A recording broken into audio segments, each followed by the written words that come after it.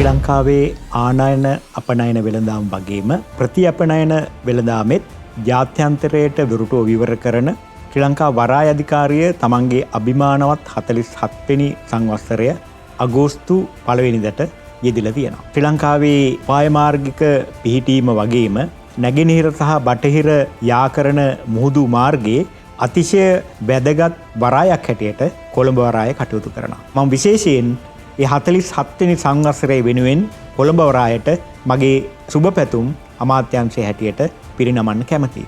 47 වසරක මේ අභිමානවත් ගමන අපිට එන්න පුළුවන්කම ලැබුණේ ඒ වෙනුවෙන් කටයුතු කරපු කළමනාකාරීත්වය, ඒ වගේම එහි සේවක සේවිකාවන් ඇතුළු ප්‍රතිපත්තිමය සහ පරිපාලනය වශයෙන් දායකත්වය ලබා දුන්නු වරාය සහ ශ්‍රී ගුවන් සේවා අමාත්‍යාංශය මේ සියලු දෙනාගේ සාමූහික ප්‍රයත්න නිසා තමයි කොළඹ වරාය මේ තියෙන තත්ත්වයට අපිට ඔසවා තබන්න පුළුවන්කම ලැබුණේ. එළඹෙන සතවර්ෂයට ගැලපෙන විදියට නවීන තාක්ෂණය, ඒ වගේම හරිත වරායක් හැටියට අපේ කොළඹ වරාය සංවර්ධනය කිරීම තමයි අපේ තියෙන බලාපොරොත්තුව.